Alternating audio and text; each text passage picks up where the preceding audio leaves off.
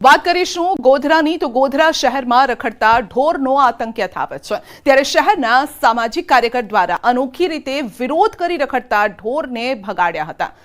સ્વતંત્રતા પર્વ નિમિત્તે એક હાથમાં તિરંગો અને લાકડી લઈ પશુઓને હટાવોની કામગીરી તેઓએ હાથ ધરી હતી। વારંવાર રખડતા ઢોરના કારણે થતા અકસ્માતને લઈ પાલિકા તંત્રની કામગીરી પર સવાલો ઉઠી રહ્યા છે। રખડતા પશુઓ અડીંગું જમાવીને બેઠા હોય છે અને ઘણીવાર નિર્દોષ વાહન ચાલકને કે રાહદારીને શિંગડે ભેરવીને પાડી દેતા હોય છે અને ભૂતકાળમાં પણ આવી ઘણી ઘટનાઓ થઈ છે અને લોકો વાહન ચલાવતી વખતે ખૂબ જ ડર મહેસૂસ કરી રહ્યા છે અને આજે જાહેર માર્ગો પર રખડતા પશુઓ છે એને હટાવવા માટે પાલિકા દ્વારા કામગીરી શરૂ કરવામાં આવી છે, પરંતુ જે અસરકારક કામગીરી થવી જોઈએ એ નથી થઈ। गुजरात हाईकोर्टના આદેશ બાદ રાજ્યની તમામ નગરપાલિકાઓ દ્વારા જાહેર માર્ગો પર રખડતા પશુઓને પકડી અને કાયદેસરની કાર્યવાહી કરવાની કામગીરી હાથ ધરવામાં આવી છે, જેના ભાગરૂપે ગોધરામાં પણ નગરપાલિકા અને વહીવટીતંત્ર દ્વારા આ કામગીરી કરવામાં આવી છે। પરંતુ અસરકારક જે કામગીરી હતી, જેના બાદ પણ જે દ્રશ્યો હતા એ આપ જોઈ શકો છો। જાહેર માર્ગો પર જે પશુઓ હતા જેને લઈને એક સામાજિક કાર્યકર છે તેઓ દ્વારા દેશભક્તિનો હાલ જે માહોલ ચાલી રહ્યો છે, પર્વ છે દેશભક્તિનું, એવા સમયે હાથમાં ત્રિરંગો લઈ અને જે રસ્તા પર રખડતી ગાયો છે તેને હટાવવા માટેનું એક અભિયાન શરૂ કરવામાં આવ્યું છે। આ સામાજિક કાર્યકર છે તેઓ 2 દિવસ અગાઉ જ પોતે આ સ્થળ ઉપર અકસ્માતનો ભોગ બન્યા હતા અને અકસ્માતનો ભોગ બની તેઓને સામાન્ય ઇજાઓ પણ પહોંચી હતી। ત્યારે તેઓ જણાવી રહ્યા છે કે રાષ્ટ્રીય પર્વમાં જાહેર માર્ગો પર અકસ્માતની દહેશત ઊભી કરતી જે રખડતા પશુઓ છે તેને દૂર કરવા એ પણ એક રાષ્ટ્રભક્તિ છે અને જેના જ અભિયાનના ભાગરૂપે તેઓએ આ કામગીરી શરૂ કરી છે। એક પ્રકારે કહી શકાય કે આ ગાંધીગીરી સમક્ષની આ જે કામગીરી છે આપ દ્રશ્યોમાં જોઈ શકો છો અને આ કામગીરી થકી તેઓ તંત્ર સાથે સાથે તમામ જે નાગરિકો છે તેઓને જાગૃત કરવાના પ્રયાસો કરી રહ્યા છે। રાજેશ જોશી, ન્યૂઝ 18 ગુજરાતી, ગોધરા, પંચમહાલ। ગીર સોમનાથ જિલ્લામાં ફરી યુરિયા ખાતરની અછતની બૂમ ઉઠી છે। જિલ્લામાં મોટા પાયે વાવેતર થયું છે। પાકના સારા ઉત્પાદન માટે ખેડૂતોને ખાતરની જરૂર છે, પરંતુ કોડીનાર તાલુકાના છેલ્લા 1 માસથી સંઘ મંડળી ખાતર ડેપોમાં યુરિયા ખાતર ન મળતા ખેડૂતોમાં રોષ ભભૂકી ઉઠ્યો છે। તો ખેડૂતો ખાતર માટે ધરમધક્કા પણ ખાઈ રહ્યા છે। સમયસર ખાતર નહીં મળે તો ઉત્પાદન પર અસર થવાની ખેડૂતોની ભીતિ છે અને તેવામાં તાત્કાલિક અસરથી યુરિયા ખાતર પૂરું પાડવાની ખેડૂતોની માંગ છે। છેલ્લા 15 દિવસથી ખાતરની અછત હોવાનું ખુદ કોડીનાર ખરીદ વેચાણ સંઘના કર્મચારી સ્વીકારી રહ્યા છે। જો કે તેમનું કહેવું છે કે બોટલમાં યુરિયાનો જથ્થો પૂરતા પ્રમાણમાં છે, પરંતુ ખેડૂતો નેનો યુરિયાના બદલે દાણા યુરિયાનો જ આગ્રહ રાખે છે। ખેડૂતોના મતે યુરિયાનો છંટકાવ કરવો મુશ્કેલ છે અને તેનાથી પાકને પણ નુકસાન થાય છે, જેથી નેનો યુરિયાના બદલે દાણા યુરિયા ખરીદવાનો આગ્રહ રાખી રહ્યા છે। વહેલી તકે ખાતરનો પૂરતો જથ્થો આપવાની ખેડૂતોની માંગ છે। કોડીનાર તાલુકાની અંદર ત્યાં યુરિયા ખાતર મળતું નથી। કોડીનાર તાલુકાને અત્યારે જરૂર છે ને ખાતર ન મળે તો પછી એ મોલાત સારી થતી જ નથી। તો એના માટે સરકારે કંઈક કરવું જોઈએ, અથવા તો ન કરે તો અમે પછી મામલતદારનો લખીને આપીએ।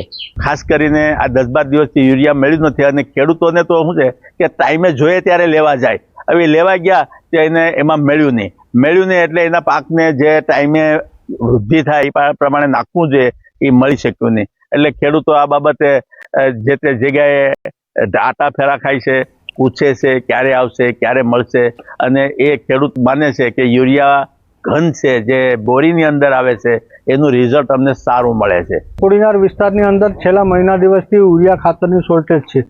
ક્યાંય પણ એક બેગ યુરિયા કોઈ ખેડૂતોને મળતી નથી। મંડળીઓ હોય, સંઘ હોય, ગમે એ એગ્રો હોય, ક્યાંય સંઘમાં કે ક્યાંય યુરિયાનું એક બાચકું નથી। એટલે અમારી સરકારને વિનંતી કે કોડીનાર તાલુકાને વધારેમાં વધારે યુરિયા થોડું ફાળવે, પણ આવનારા દિવસોમાં જો હજી ખેડૂતોને આ યુરિયા નહીં મળે તો અમે મામલતદાર થ્રુ કલેક્ટરને આવેદન પણ આપશું।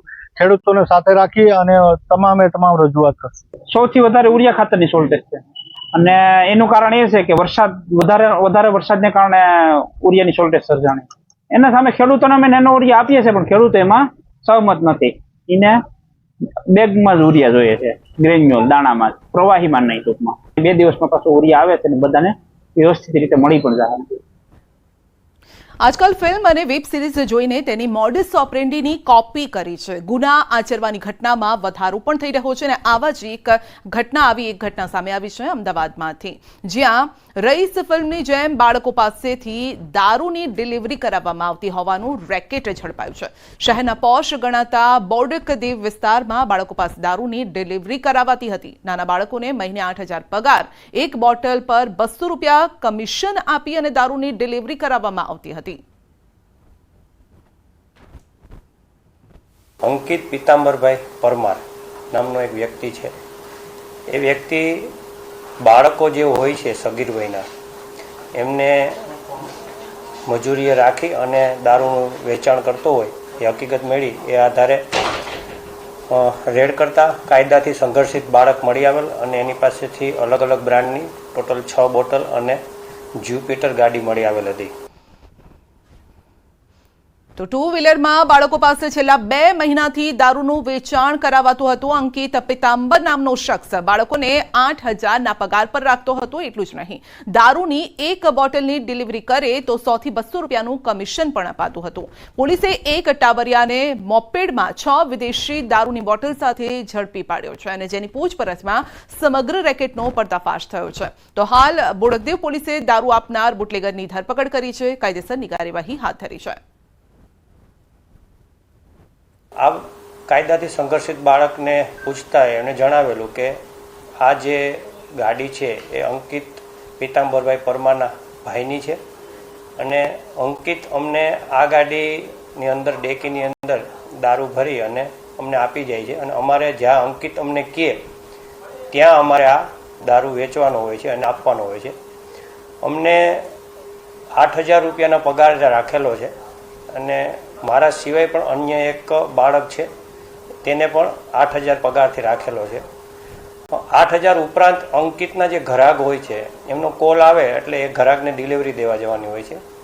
આ એક ડિલિવરી 200 રૂપિયા એક્સ્ટ્રા આપવામાં આવે છે અને આ બાળક પાસે અંકિત આ કામ કરાવડાવતો હોય એમને આ